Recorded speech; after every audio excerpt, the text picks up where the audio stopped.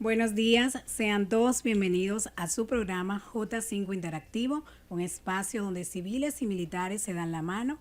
Agradecemos el favor de su sintonía cada jueves por la radioemisora cultural La Voz de las Fuerzas Armadas, 106.9 para la zona metropolitana y 102.7 para todo el país.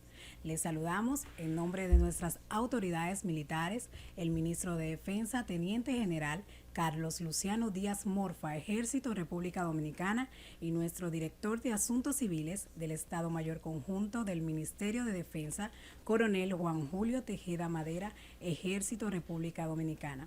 Quien les habla el día de hoy, Camila López, y me hago acompañar de un equipo de profesionales integradas por Zeynep Sánchez y Beatriz Santos. De inmediato vamos a iniciar oficialmente este programa con la palabra de Dios a cargo de nuestra compañera Beatriz Santos.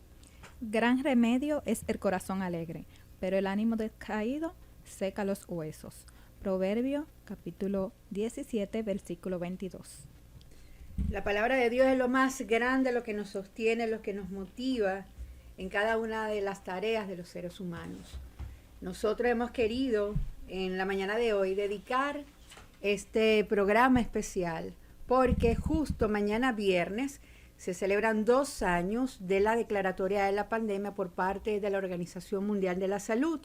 En consecuencia, nuestras Fuerzas Armadas han desempeñado un rol protagónico en el antes, en el durante y no podemos decir en el después, porque todavía estamos en la mitigación de un virus que, si se quiere, se ha convertido en el enemigo invisible de las naciones del mundo, pero donde sus servidores públicos, donde las personas comprometidas de verdad con la patria han podido desempeñar un rol protagónico. Por eso en la mañana de hoy tenemos invitados de lujo y en especial queremos dedicar esta edición a los que yo llamo los héroes con botas.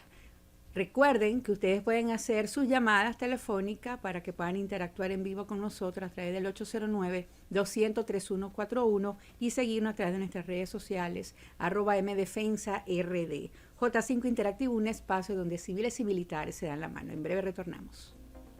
Muy buenos días, gente bonita. Continuamos con nuestro espacio programa J5 Interactivo con el tema a 2 años de pandemia, estrategias, operaciones y tácticas militares frente al enemigo invisible. Tenemos como invitados especiales a la coronel médico Queenie Daniela Fonder Méndez, de la Fuerza Aérea de República Dominicana, subdirectora de Recursos Humanos del Centro de Comando, Control, Comunicaciones, Computadoras, Ciberseguridad e Inteligencia, mejor conocido como el C5I de nuestras Fuerzas Armadas.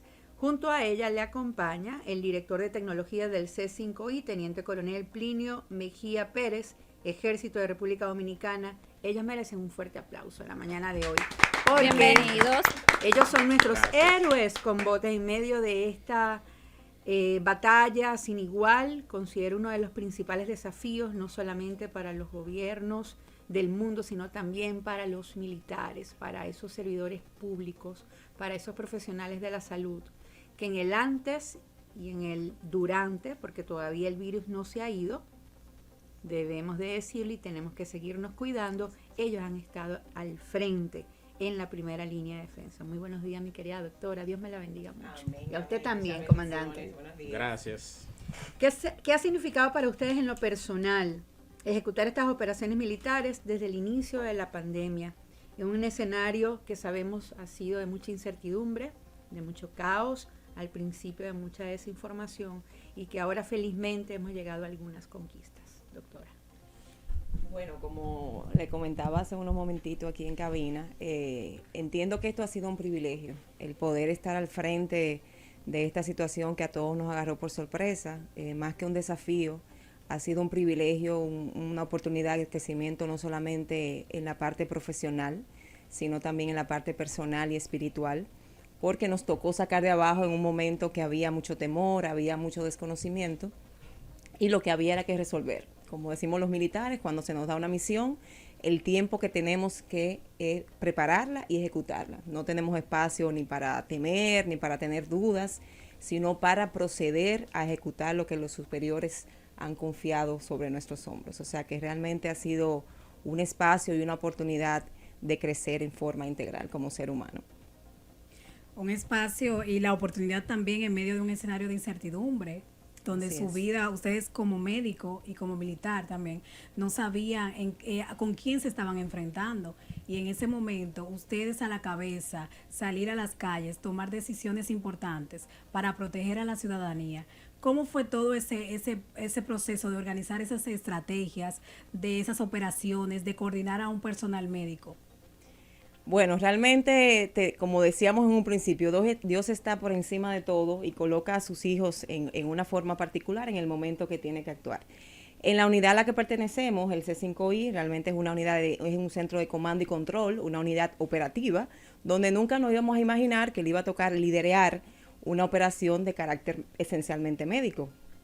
En el equipo de ese entonces, pues me tocó la virtud, por así decirlo, de ser la única médico, y las cosas se fueron dando en un perfecto orden divino.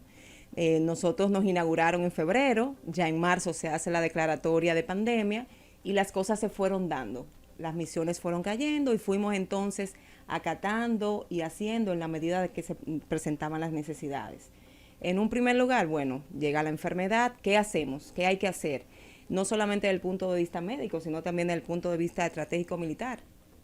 Y bueno, se fueron conformando los equipos, nos fuimos empoderando en cuanto al conocimiento de qué se estaba haciendo ya en otros países y fuimos desarrollando esas iniciativas en la medida en que las circunstancias lo permitieron. Así es. Estaba buscando informaciones sobre el trabajo que ha venido realizando desde el inicio de la pandemia. Y al leer, bueno, usted fue encargada o es encargada de las pruebas COVID-19 del Ministerio de Defensa, comandando las unidades móviles que estaban y están apostadas en el Ministerio de Defensa. Y en ese momento, a inicio de pandemia, usted tenía 5 laboratorios móviles a cargo de usted. ¿Cuántos tiene ahora en la actualidad y cómo fue llevar todo ese proceso, la dinámica de las personas que venían? ¿Cómo se llevó ese proceso? Bueno, realmente todo sucedió muy rápido, como todos sabemos. En un principio las únicas pruebas que estaban al alcance eran las pruebas de anticuerpo. A nosotros como Fuerzas Armadas nos tocó liderar ese proceso de capacitar al personal médico que iba a realizar esas pruebas y de colocarlo en diferentes lugares del país. Esas pruebas se hacían inicialmente con una gotita de sangre en el dedo y los resultados estaban prácticamente en unos 10 a 15 minutos. Ahí el teniente coronel Plinio Mejía tuvo un rol bastante importante porque como desafío teníamos no solamente realizar las pruebas, sino también documentarlas y tener en consideración la cantidad de personas positivas que salían para poder tomar decisiones estratégicas, tanto desde el punto de vista de tratamiento como de aislamiento. Todo eso se desarrolló en un principio. Esas pruebas se realizaban en unidades móviles que se desplazaban por diferentes puntos tanto de la ciudad como del interior, acorde a la planificación que había, y esa data en tiempo real pasaba entonces a nuestra base de información y nos permitía tomar lo que eran las decisiones en cuanto a tratamiento y en cuanto en su momento también lo que fueron los centros de aislamiento, ¿verdad? Porque en un principio pues no se sabía cómo era el fluir de la enfermedad y aquellas personas que no tenían condiciones para poder estar en su casa sin contagiar a los demás, pues también necesitaban otro tratamiento. Ya luego llegaron al país lo que eran las pruebas PCR. En ese momento había, no digamos escasez, sino había una sobredemanda.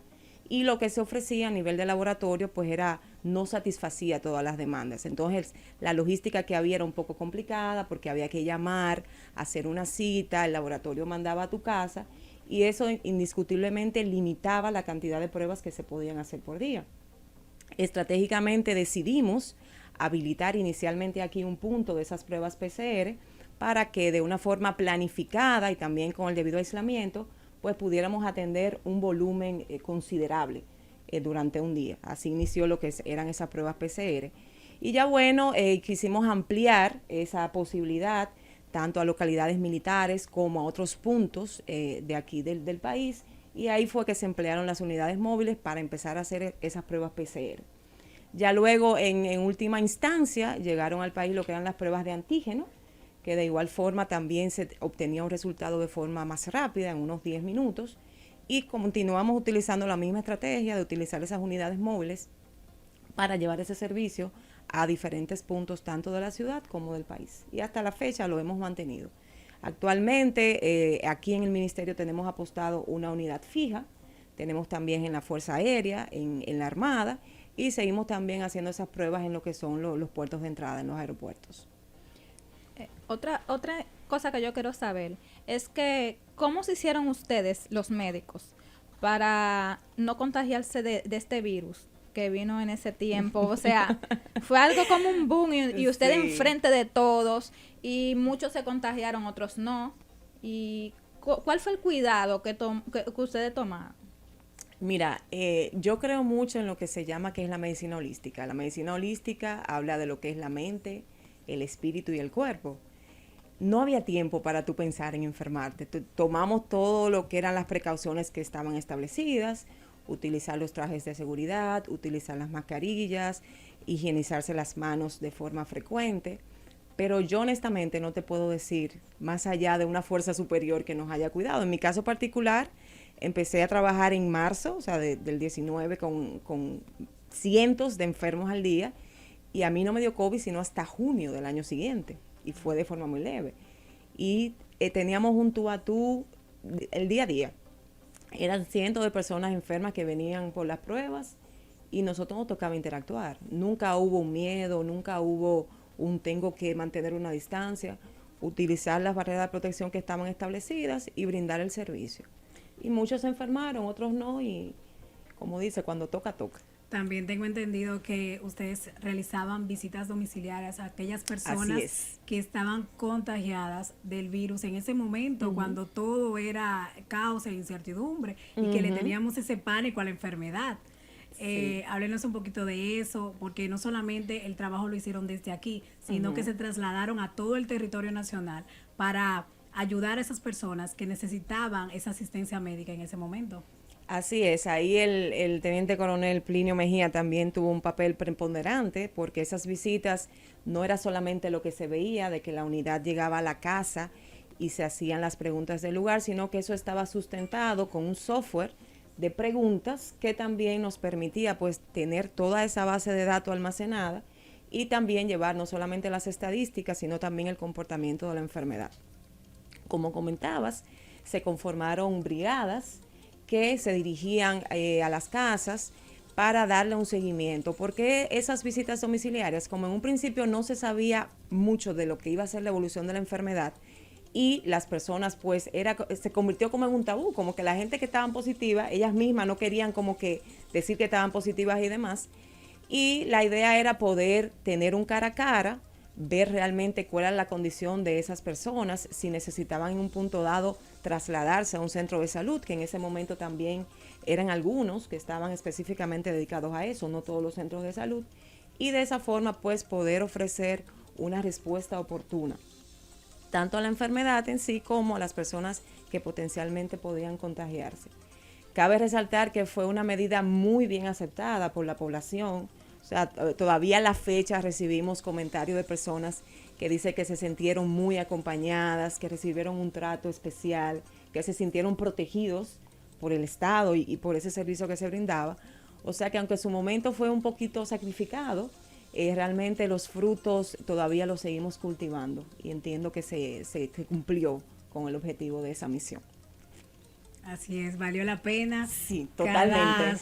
Cada amanecida, cada trabajo que realizaron, cada visitas, cada recorrido por el país. Así es, totalmente satisfechos desde el punto de vista profesional y también de la parte humana. Se siente la parte de misión cumplida.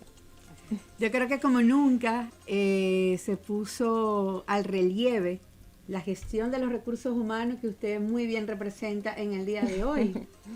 ¿Cómo hacer para lidiar entre los compromisos personales, las situaciones familiares y el poder aún así desarrollar las operaciones militares y este compromiso tan fuerte en medio de la pandemia, doctora? Bueno, realmente yo, por ejemplo, que soy madre de 4, siempre le dije a mis hijos desde pequeño de que antes de que decidieran qué hacer en su vida, que la carrera que eligieran tenían que elegirla por vocación, porque yo entiendo que ese es el motor que te impulsa a tú ante las dificultades, decir, tengo que levantarme, tengo que hacerlo y tengo que hacerlo bien. Entonces, en mi caso particular, tanto la medicina como la milicia son dos carreras completamente de vocación, que la eliges porque quieres dar un servicio, quieres hacer la diferencia, quieres ayudar. Y creo que en ese momento de incertidumbre y de muchas noches de plinio sin dormir, eso era lo que nos mantenía en pie, lo que nos mantenía con la creatividad. Y ahora qué vamos a hacer, cómo lo vamos a hacer, cómo vamos a lograr que esto se haga de una forma efectiva. Yo diría que primero Dios, que es el que le da esa vocación y esa fortaleza a uno, y luego ese deseo de poder hacer algo por la humanidad, por la colectividad. Eso es lo que permite que uno pueda ser un ser íntegro, completo, y en la medida de lo posible, porque no somos superhéroes, pues cumplir con cada una de las responsabilidades que nos pone la vida, la parte personal, la parte laboral y todo lo que conlleva. Sí, son ser héroes, humano. son héroes con botas. Claro. Vuelvo y lo repito, claro que son héroes con botas. Señores, vamos a hacer una breve pausa. Estamos hablando sobre la pandemia y el gran reto que ha significado para las Fuerzas Armadas poder desarrollar estas operaciones militares desde lo estratégico, desde lo operativo, también desde lo táctico. Ya venimos. Estamos de vuelta en su programa J5 Interactivo, un espacio donde civiles y militares se dan la mano. En el día de hoy estamos abordando el tema a 2 años de la pandemia, estrategias, operaciones y tácticas militares frente al enemigo invisible. Esta cabina se engalana de recibir a la subdirectora de Recursos Humanos del Centro de Comando, Control, Comunicaciones, Computadoras, Ciberseguridad e Inteligencia del Ministerio de Defensa, C5I, la doctora coronel médico Queenie Daniel Fondeur Méndez, Fuerza Aérea República Dominicana, y también al director de tecnología del C5I, teniente coronel Plinio Mejía Pérez, Ejército República Dominicana. En esta parte del programa queremos hablar con el comandante Mejía Pérez del éxito que ha tenido el C5I, que ha sido un aliado fundamental con el Ministerio de Salud Pública, creando tecnologías para ubicar esos puntos estratégicos donde realmente se necesitaba la ayuda de salud pública y de todo el personal médico. Háblenos un poco más de esa plataforma inteligente de vigilancia epidemiológica creada por ustedes.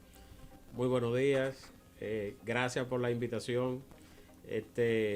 Antes del mapa de calor, eso tiene una historia. O sea, cuando llegó la pandemia, bien como decía la coronel Fonder, nosotros no teníamos mucha información. De hecho, o sea, el Estado como tal no tenía como una plataforma tecnológica ni infraestructura que pudiera como que conservar todas esas estadísticas para poder tomar, para que el alto mando del país pueda tomar decisiones. Bueno, fruto de muchas reuniones y muchas exigencias que nos hacían nuestros superiores en ese momento, desde el señor ministro de Defensa hasta nuestro director del C5I, el vicealmirante Luis Rafael Lee Ballester, pues estaban en la búsqueda constante de poder tener información que pudieran tener control y saber lo que estaba sucediendo para poder informar al señor presidente de esta situación que era desconocida para todos. Pues ahí fue donde surgió la idea de poder integrar todos los laboratorios que hacían las pruebas PCR, ¿verdad? El C5I, en coordinación también con el Ministerio de Economía, Planificación y Desarrollo, pues ahí logramos hacer esa interconexión, igual también con el laboratorios nacionales, para poder tener la información y poder comenzar a hacer lo que le llamamos una geolocalización inversa, utilizando la plataforma de Google, para poder geolocalizar a cada persona que era contagiada.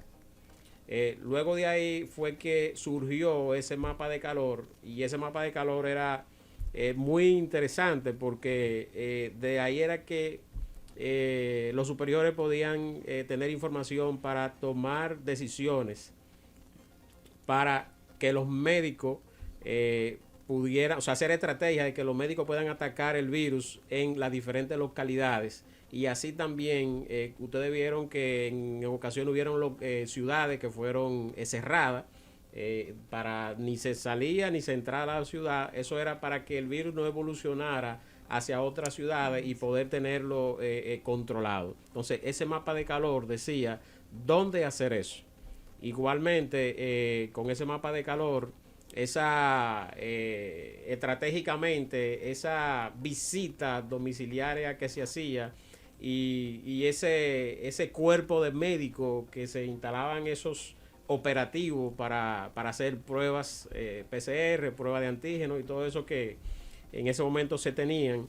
Ese mapa de calor, ese era el resultado que daba en ese momento. Y fue muy interesante porque ahí surgió entonces, ampliándolo un poquito más, lo que fue un dashboard o tablero de control, que cuando nuestro director del C5I entraba al C5I, lo primero era que se dirigía a ese tablero de control para ver qué estaba sucediendo con la pandemia. Bien, entonces ahí nosotros teníamos lo que eran la disponibilidad hospitalaria, teníamos disponibilidad de los centros de aislamiento que mencionó la coronel Queenie Fonder, y en base a eso entonces se hacían todas las coordinaciones para saber hacia dónde se iban a mandar esas nuevas personas que eran contagiadas y se enviaban, se distribuían a los diferentes centros de aislamiento. Entonces, ese mapa de calor, en ese momento que todo era incierto, ustedes vinieron a crear una plataforma que ayudó a que se localizaran esos focos de contagios para así evitar la propagación del virus. Esa es la importancia de que en medio de todo el caos surgieran cosas positivas, porque es algo que ya no va a servir para muchas otras cosas que vengan, que pasen. Claro que sí, así es. Luego de enfrentar estos grandes retos y utilizar esta plataforma tecnológica, ustedes como expertos en el área, ¿qué otras aplicaciones entienden pudiera tener este tipo de plataforma que maneja tanta data a nivel de inteligencia? Porque ya sabemos que, digamos, que los picos ya pasaron, los contagios tuvo su función en su momento, pero ahora que se ha mitigado bastante, se ha controlado la situación, ¿para qué pudiera servir? ¿Has pensado en esto? Bueno, eso es un producto que se queda en el tiempo. Como le decía al inicio, no se tenían tantas herramientas o no se tenían ninguna herramienta para tener control y saber lo que está sucediendo con esta pandemia y poder tomar decisión, porque la información sirve para la toma de decisión. Entonces ya eso queda en el tiempo.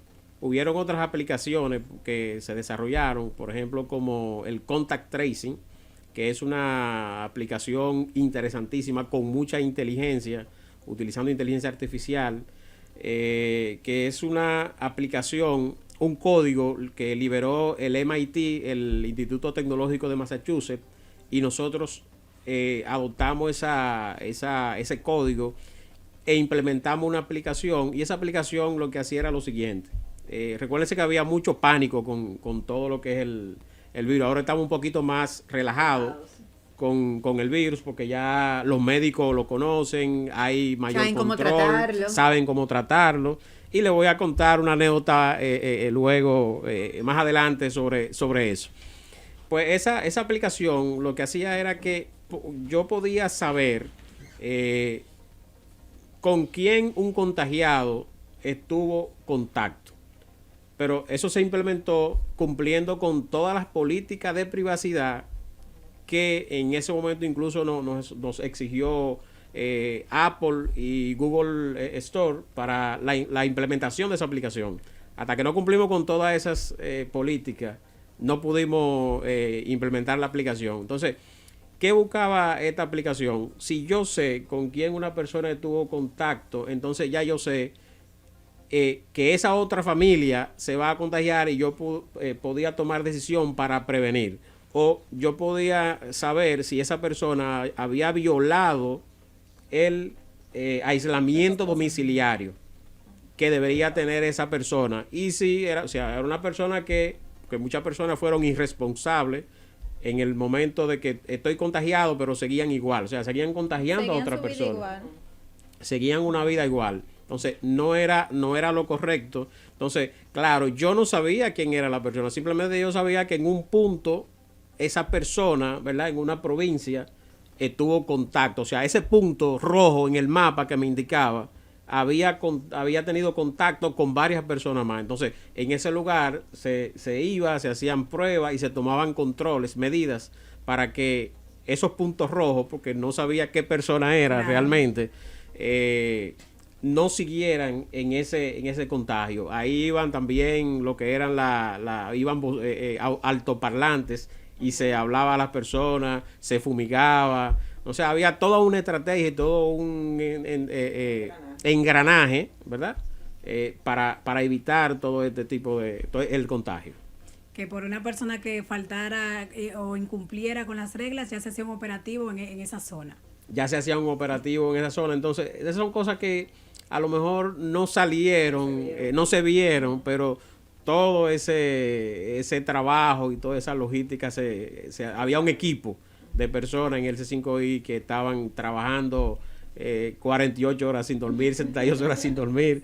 Imagínense, uno andaba con un termo de café y a veces ya uno era levitando. Y no nos queda la menor duda que estuvieron trabajando como unas hormiguitas. Todavía los vemos como unas hormiguitas. Mira los del C5 ahí vestidos de negro y mira los comandantes que están organizándose para una jornada de desinfección. Pero entonces posteriormente, míralos allí cómo van a salir en brigadas de madrugada para los diferentes pueblos o puntos del país donde se necesita una jornada de vacunación. ¿Qué sinergia ustedes lograron entre sus propios compañeros de trabajo? Debo de suponer que tuvieron horarios rotativos, que fueron equipos multidisciplinarios, donde habían doctores, pero también había enfermeras, habían tecnológicos, habían gente de inteligencia, probablemente monitoreando lo que podía ocurrir allí, custodiándolos a ustedes. ¿Qué lecciones aprendidas le queda de esta experiencia? Hubo una integración total entre nosotros. Durar 2 años, y prácticamente fue 1 año y algo muy de cerca, porque a medida que iba como conociéndose más el virus, se fue flexibilizando más.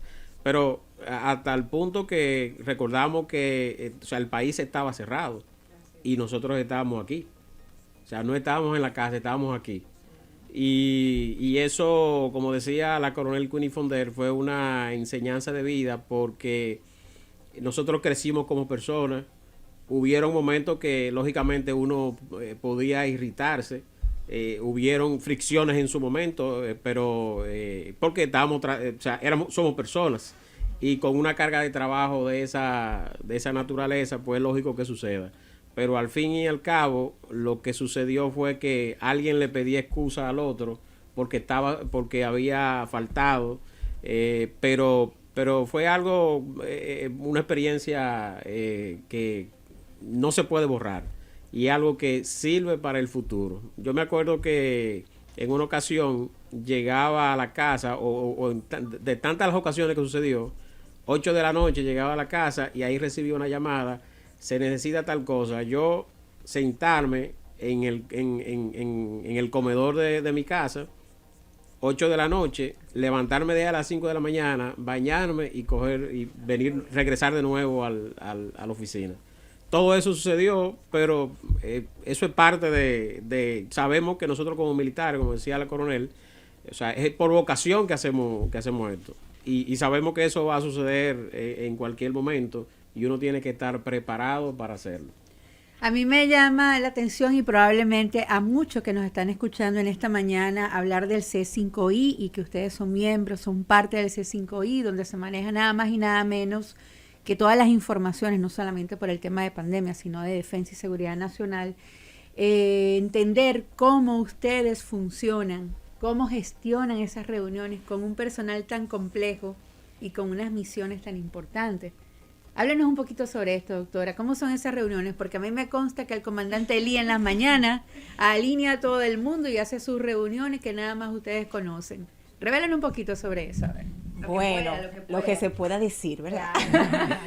Bueno, la verdad es que en ese contexto me cabe agradecerle a Dios y a la vida el poder haber estado y estar bajo el mando del vicealmirante Elí Ballester, que más que un líder y un caballo que no se cansa, como yo digo, y un estratega, es una persona constante, disciplinada, que le transmite esa misma fuerza a sus colaboradores, a sus subordinados, y que te compromete. O sea, cuando tú ves un líder y la cabeza comprometida, aunque tú te cansas y quieras botar el forro, tú dices, no, tengo que seguir porque mi cabeza está ahí. Efectivamente, en las mañanas tenemos nuestra rutina, se llama el briefing. Básicamente en ese día analizamos toda la información importante, tanto del día anterior como de ese día y lo que se va a planificar. Ese briefing se hace a la cabeza de nuestro comandante, con lo que se llama la plana mayor, que son las personas que dirigen pues las diferentes áreas que se encuentran dentro del C5I. Ya luego que la persona que está de servicio hace su exposición, pasamos a lo que es la interacción y a lo que es el aporte de esas diferentes áreas. Evidentemente nuestro comandante escucha, nos da su opinión y también traza las estrategias que debemos seguir como plan de trabajo para el día siguiente. Es bastante interesante, es un espacio donde a pesar de que tenemos una cabeza bastante disciplinada, pues uno se siente también en la libertad de hacer sus aportes, de ser creativo, de dar sus opiniones y se siente escuchado y realmente sentimos una sinergia y un compromiso con lo que es la responsabilidad de la unidad. Ustedes como parte del C5I entienden que esta pandemia y todo el proceso que han vivido desde que inició ha fortalecido esa institución, esa unidad. 100%. Yo creo que una de mis frases de batalla es perfecto orden divino. Y como le comentaba en un principio, la unidad se inaugura en febrero, la pandemia llega en marzo y bueno, tuvimos que montarnos en lo que era el tren de lo que había que hacer. O sea, se fueron desarrollando las, digamos, acciones y la mística para la que fue concebida la unidad, pero al mismo tiempo tuvimos la oportunidad de dar una respuesta de forma oportuna, valga la redundancia, a lo que se requería en ese momento en el país. O sea que definitivamente se ha logrado fortalecer no solamente la institución, las Fuerzas Armadas, sino también el C5I como dependencia per se. ¿Cuáles han sido los logros que ha tenido el C5I en estos 2 años? ¿Qué le ha parecido la experiencia? Ah, pero tú quieres que yo salga pensionada. No. Bueno, la verdad, lamentablemente nuestro comandante no pudo acompañarnos en el día de hoy. Yo creo que quizás aventurarme a hacer una narrativa de lo que han sido los logros, pudiera yo quedarme corta, por así decirlo. Pero como les comentaba, o sea, nos hemos logrado posicionar en la mística para la cual fue concebida ese centro de comando y control, a la vez de poderle dar una respuesta oportuna a lo que es, digamos, el tema del momento, que aunque han pasado 2 años, pues como bien dice Zeinet, todavía no ha terminado y continuamos evidentemente ocupándonos de las cosas que todavía se requieren. Ahí Plinio quizá pueda abundar un poquito más en la parte de tecnología, ¿verdad? Que es la parte importante del centro. Sí, porque el C5I tiene 4 enfoques operacionales y uno de ellos es protección civil, que es donde cae la misión del COVID. Pero el C5I tiene la responsabilidad, por ejemplo, de la videovigilancia de la frontera. Y nosotros tenemos toda una red en la frontera con diferentes puntos de cámara, desde el paso fronterizo formal hasta avenidas de aproximación que se consideran estratégicas para ver lo que está sucediendo. Igual nosotros tenemos diferentes instituciones integradas al C5I que van desde puertos, aeropuertos, el metro, el 911. O sea, nosotros contamos con más de 5,000 cámaras que podemos visualizar desde aquí, desde el C5I.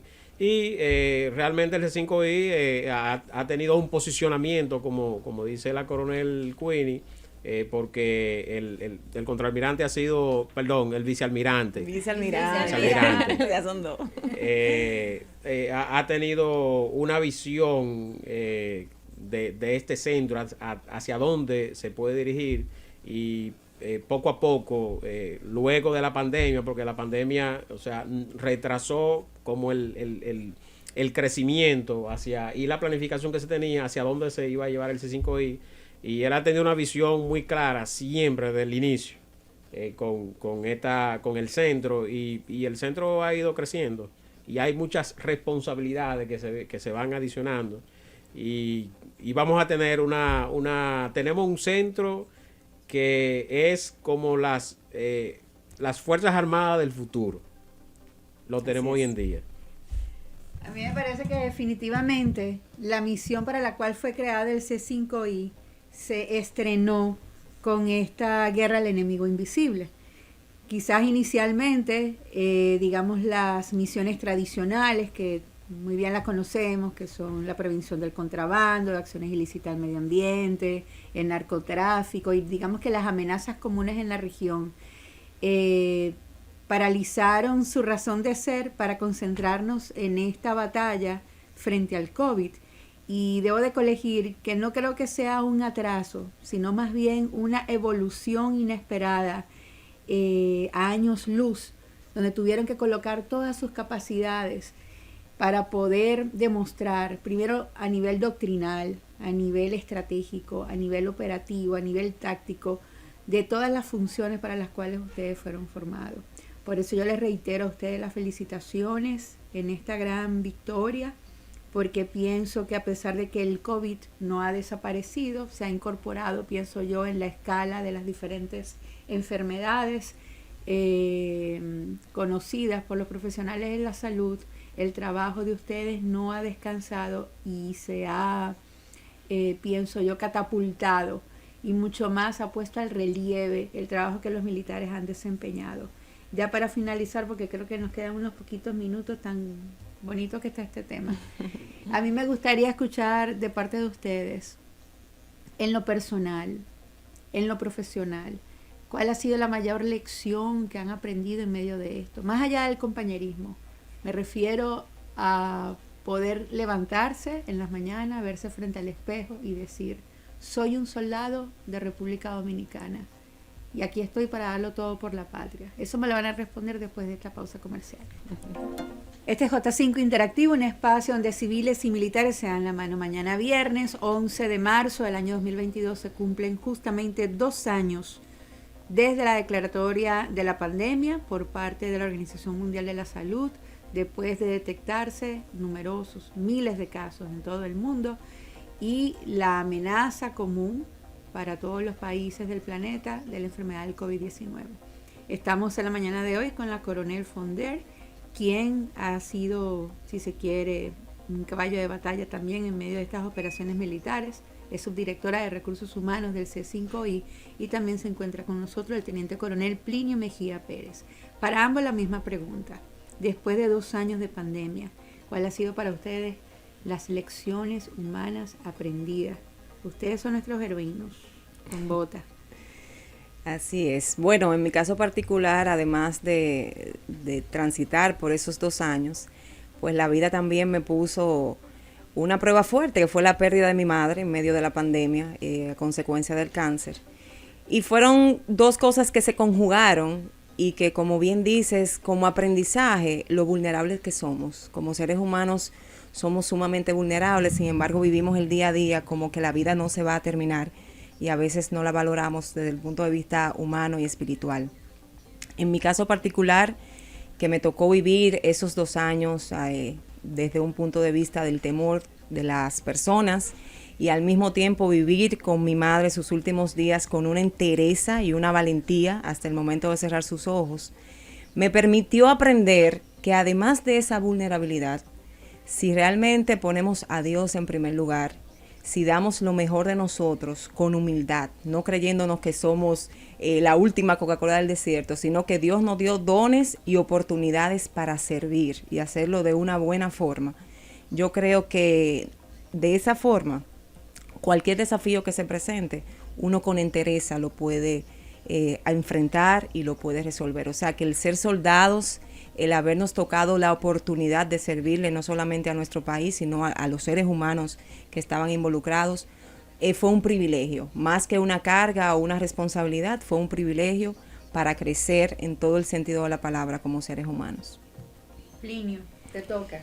Bueno, yo diría que debemos cada día practicar la humildad, porque uno entiende o sea, estamos ahí, vemos una persona, perdón, que hoy está bien, pero que mañana se puede ir. Yo vi muchos amigos, personas cercanas, que la enfermedad se lo llevó, o sea, el virus se lo llevó.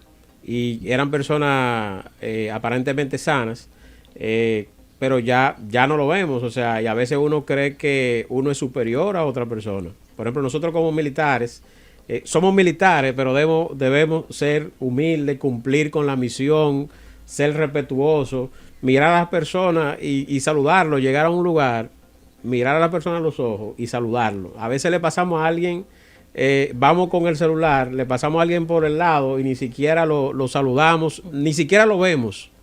Y yo entiendo que uno tiene que tomarse el tiempo de compartir con tus compañeros de trabajo, con las personas que te rodean. Y como le decía, practicar la humildad. Así es. Bueno, me hiciste recordar una frase de Andrés López Obrador, presidente de los Estados Unidos de México. Él dice que los militares en especial son el pueblo, pero con uniforme. Y es así. Debajo del uniforme hay seres humanos con situaciones, con familias, con retos, con responsabilidades, con rutinas. Y son dominicanos. Entonces, están allí para servirte, junto a otros funcionarios, junto a otros servidores públicos. Y yo pienso, agregando y pues aupando lo que acaban de decir, en todo momento, Dios en el centro de las cosas, porque en el ejemplo que tenemos a través de su Hijo Jesús, podemos ser humildes, tenemos que vivir la humildad. Y si hay algo que yo entiendo que también nos ha enseñado la pandemia, es eso, que somos seres humanos, que tenemos debilidades, que somos vulnerables, que no somos eternos, que esto es transitorio, esto es una lección de vida para todos, y que lo más sagrado en todo momento siempre debe ser el amor. Recuerdo una frase de Eclesiastés 12, siempre la menciono, dice Eclesiastés 12, que no hay fin de escribir muchos libros, y el mucho estudio fatiga de la carne. Al final de todo discurso oído, lo más importante para el ser humano es amar a Dios por sobre todas las cosas, y también en consecuencia amar al prójimo como a ti mismo, porque eso es lo que desarrolla la empatía. Cuando nos ponemos en los pies y en las botas de los soldados que han estado allí para proteger a la población civil, podemos entender la grandeza y la misericordia de Dios hacia nosotros, porque aún en medio del caos, de la incertidumbre, de la desinformación, miren dónde estamos hoy en día, donde la mascarilla es una medida preventiva opcional, al igual que la presentación de las tarjetas de vacunación, porque esto nos ha enseñado a ser resilientes y a ser mucho más responsables. Las responsabilidades individuales, los comportamientos individuales hacen crecer la responsabilidad colectiva. Y creo que en esta línea debemos de ir. Doctora, muchísimas gracias. Le reiteramos nuestra gratitud y nuestra admiración. Para nosotros ha sido un verdadero placer poder tenerla aquí. Y de igual manera al comandante Plinio como encargado de tecnología del C5I, y por supuesto no se me puede quedar al vicealmirante Luis Lee Ballester, quien también ha representado una cabeza fundamental. Los militares a veces hablan muy poco de lo que ellos hacen. Ellos dejan que las personas vean lo que ellos desarrollan. Hablan poco, pero hacen muchísimo. Así que muchas bendiciones para todos. Gracias por habernos acompañado. Gracias por venir. También a nuestros amigos que nos sintonizan.